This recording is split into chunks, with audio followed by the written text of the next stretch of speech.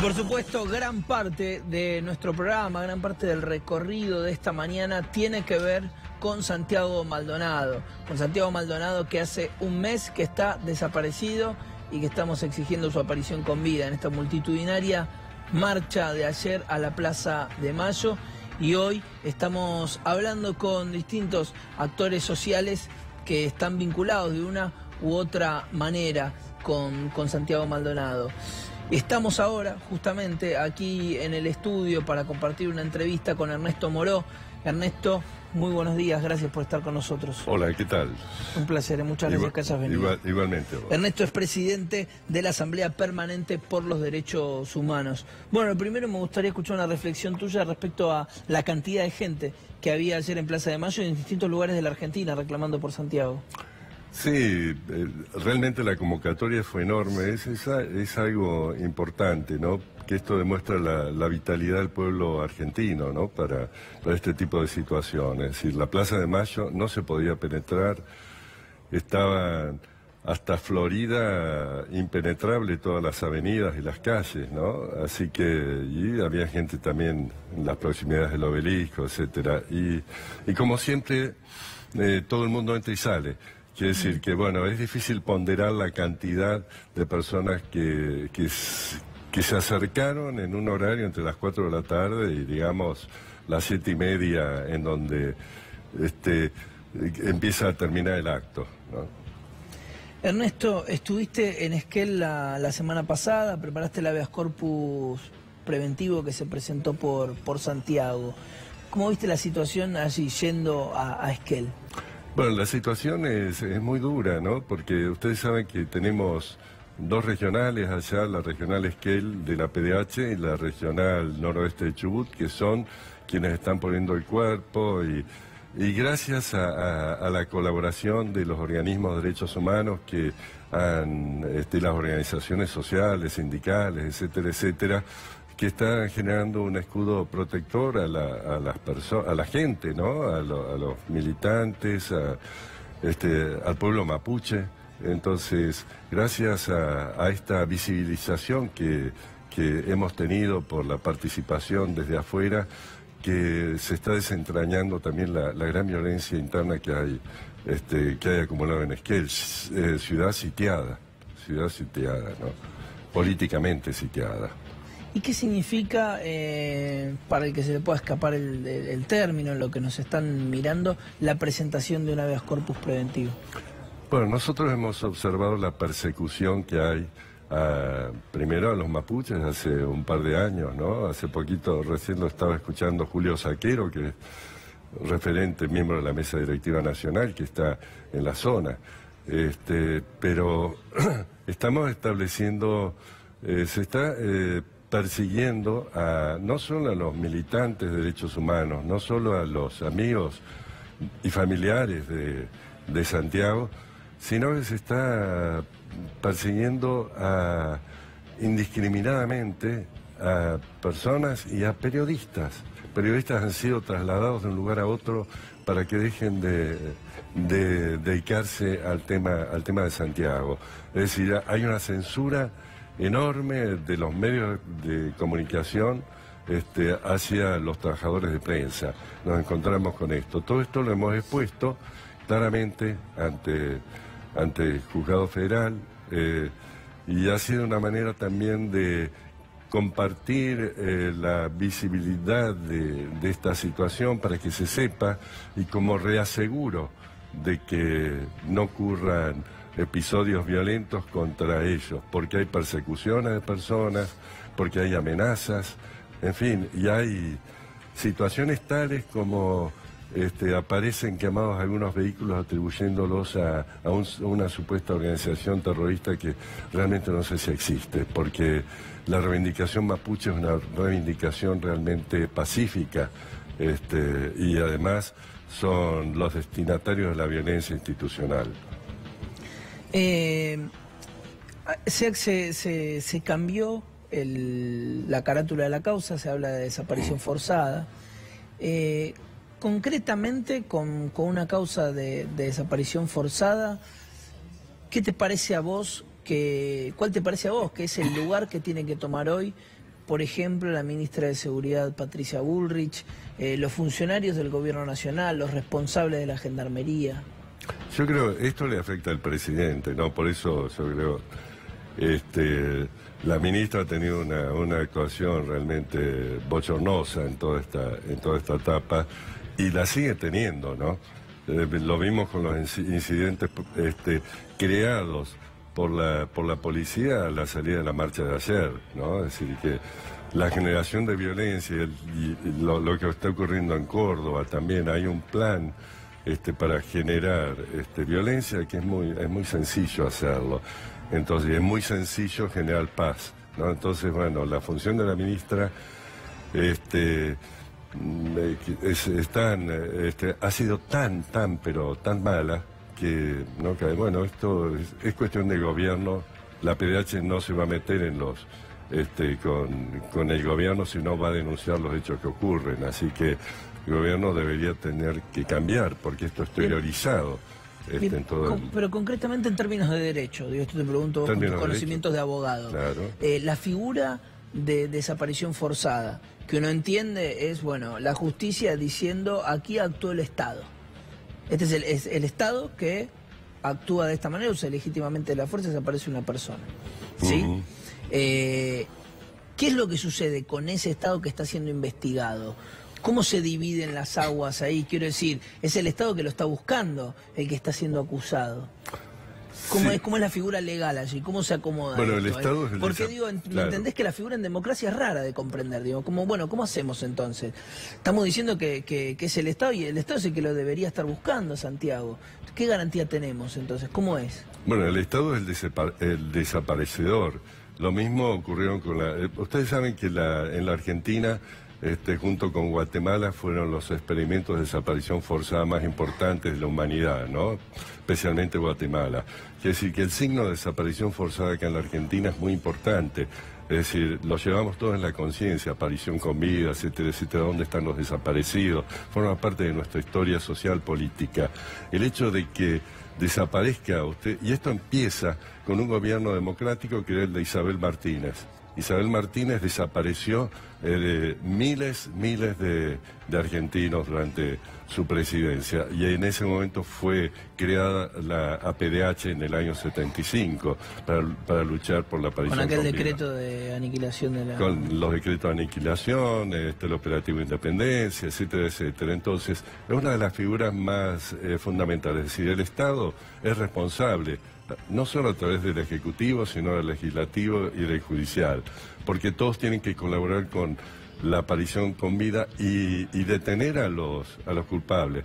Esto acá no es sistemático porque las desapariciones forzadas, el Estado tiene que acreditar que pone preso, que hace lo posible para separar de su cargo a quienes lo desaparecieron, que ya se sabe quiénes son, porque actuó un grupo de la Gendarmería Nacional, y se saben los nombres, apellidos, así que esto es lo primero que tiene que hacer el Estado, que no lo hizo, sino al contrario, establece, como dijo una de las madres en la reunión que tuvimos con los ministros, establece el negacionismo, establece una barrera infranqueable de la que ellos han cruzado, la ministra ha cruzado esa barrera, que es muy difícil de retroceder, porque al cruzar esta barrera se coloca en complicidad con los desaparecedores. Le va a resultar, y resulta muy difícil después reconocer, por una cuestión de ego, sus propios errores. Entonces, la pone en esa situación Viste que en la última semana el discurso oficial se modificó un poco. Salió, no sé si lo escuchaste, a Garabano, a Bruj, a decir, bueno, ojo, que quizás fue la Gendarmería. Sí. Pareciera que están dando marcha atrás, que están diciendo, bueno, se apuró Bullrich a decir esta barbaridad. Sí, lo que pasa es que yo estuve en la reunión con los ministros. Yo creo que Garabano sintió vergüenza lo que estaba diciendo la señora Bullrich. A ese nivel percibiste. Sí, yo creo que a él le da vergüenza, porque fue vergonzoso eso. Entonces, creo que no había una intención de hacer un negacionismo así por parte de ellos, que bueno, se callaron la boca porque estaba hablando naturalmente de quien participa del gobierno. Así que acá tiene que intervenir la esfera más alta del Poder Ejecutivo para resolver, aceptar la desaparición forzada de personas, aceptar que fue la gendarmería, que las pruebas son indudables, pero la política de seguridad de la ministra, que es nefasta, se sigue ejecutando, porque ustedes lo han visto en la manifestación de ayer, como provocaron hechos, etcétera, etcétera. Entonces, bueno, quien genera violencia con un discurso violento, genera violencia soltando las riendas a la represión, entonces, ¿qué va a obtener? Solamente va a obtener un Estado violento e institucional, es un Estado autoritario. Este es el problema que nos enfrentamos los argentinos, además dentro de una reivindicación del pueblo mapuche que está vinculada con una obligación internacional de la República Argentina, que tiene que cumplir esa obligación de disponer las tierras y ayudar a la recuperación de las tierras de los mapuches, en vez de perseguirlos, encarcelarlos. En ese ámbito es que desaparece Santiago, en ese ámbito es que Facundo Yoneguala está preso, también es un preso político, y entonces, bueno, esto es lo que debe resolver los poderes del Estado, inmediatamente. Y mencionabas lo de ayer, ¿qué lectura haces de lo que pasó ayer? Porque hay toda una cosa muy extraña de cómo fueron los tiempos, ¿no es cierto?, de lo que sucedió. Mirá, te decía, como para pensarlo en primera persona, me decía un amigo ayer, mirá, yo estuve ahí, compartimos la marcha, éramos miles, como vos decís, ¿no?, en todas estas horas. Estuve en la desconcentración, ¿no? Llegué a mi casa, que no vive cerca de Plaza de Mayo, me bañé, saqué a pasear a mi perro, me preparé la comida, pongo la tele y veo a la policía en ese momento en vivo reprimiendo con balas de goma. O sea, esa distancia, ¿no es cierto? ¿Qué pasó? ¿Cómo se gestó esto? Bueno, a ver, si yo salgo a la calle, me meto en una cola que están haciendo otras personas, empiezo a empujar, ¿cuál va a ser la reacción de la gente? Va a ser una reacción violenta. Si yo pido permiso, la gente va a darme lugar, ¿no? Entonces, la policía sabe cómo provocar una situación. Hay distintas clases de policía. La policía del orden, que es la policía represiva, la policía proactiva, y la policía, reactiva. La policía proactiva, que significa que es una policía que lo que está buscando es el cumplimiento de la ley y el respeto del otro, es decir, el diálogo. Entonces, en este momento estamos con una policía reactiva, la policía del orden, que es la policía de las dictaduras. Esta es la situación en que nos encontramos. Entonces, es muy fácil provocar la reacción del otro con sus intervenciones. Y es muy fácil inventar episodios cuando no los hay. Es muy sencillo. Y cuando ya queda poca gente en la plaza, ¿no? Y cuando no queda nadie, porque la manifestación fue pacífica. Yo me retiré del Paico a las 7:30, me fui caminando muy despacio porque había tal cantidad de gente que era imposible, pero ya, por ejemplo, por Diagonal Norte, y yo me retiré, los partidos de izquierda se estaban yendo, así que volví a mi casa tranquilo, ¿no? Yo estuve por la zona del Obelisco a las 8 de la noche, estaba todo muy, muy tranquilo. Y han detenido periodistas de prensa. Sí. Argra ha hecho una denuncia sobre las detenciones, en fin, y además están incomunicados. Esto también significa unas intervenciones de algunos jueces. ¿En qué contexto un juez puede decidir dejar incomunicada a una persona por 48 horas? Bueno, se trata de una imputación de delito. Cuando se le imputa delitos graves, el juez no tiene por qué incomunicar a alguien y menos impedirle el paso de un abogado, no, menos eso. Hay un periodista de Águeda que fue colocado en un móvil y paseado durante 6 horas y después su paradero ignorado. Perdón, No, está bien. ¿Vamos a acercar un vasito con agua? Su paradero ignorado, no se sabía dónde estaba, y después termina en una comisaría por Saavedra, ¿no? Por ejemplo, pongo un ejemplo de... 6 horas lo tuvieron arriba 6 horas. del móvil. Esto lo pongo en un ejemplo también. A esto le pasó a Santiago, en Esquel, este procedimiento de ocultamiento. Es una metodología. Entonces, acá estamos en Buenos Aires, es más difícil que esto ocurra, pero bueno, estas son las intervenciones. ¿Por qué? Por solo sacar fotos. Fotos, filmar, etcétera, ser testigo de lo que estaba haciendo. Pero Ernesto, ¿cómo se explica? ¿Qué es lo que le da la posibilidad a una fuerza de seguridad, a un policía, de sentir la tranquilidad que puede tener durante 6 horas una persona adentro de un móvil? ¿En qué marco vos pensás que un policía se puede permitir eso? Bueno, yo he trabajado mucho con las policías, doy cursos a las policías, he formado parte de la intervención bonaerense en la época de Arlanián, así que conozco muy bien. Las policías son como todos nosotros, forman parte del pueblo. Nada más que cuando se los adiestra para que sean violentos, ellos responden al poder político. Inmediatamente responden, se disciplina con el poder político. Claro, pero ¿y en qué contexto quienes, por ejemplo, hicieron esto que nos estás contando con este periodista, en qué contexto sienten que tienen la posibilidad de hacerlo? ¿Me entendés lo que digo? O sea, sienten que pueden, que tienen esa posibilidad, digamos, que no van a ser reprendidos por eso. Bueno, hay distintos policías. Hay un clima político, hay un clima dentro de las fuerzas. Hay varias cosas. Hay un clima político que los está excitando a los policías a que, es decir, como digamos, se les suelta la rienda, ¿no? Claro. Entonces, y cuando los tienen asprestos,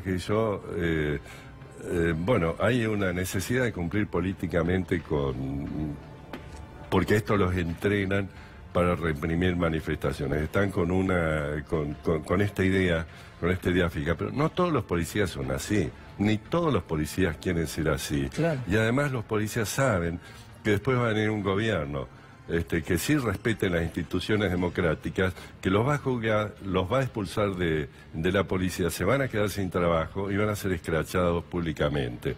Entonces, esto también es un llamado a los buenos policías que respeten y que se animen a denunciar los actos ilegales, ¿no? Entonces, nosotros vamos a defender a todos los policías que sean democráticos y que defiendan los derechos humanos y que se animen, ¿no? A esto también le decimos... Y que uno tiene la esperanza de que son la mayoría.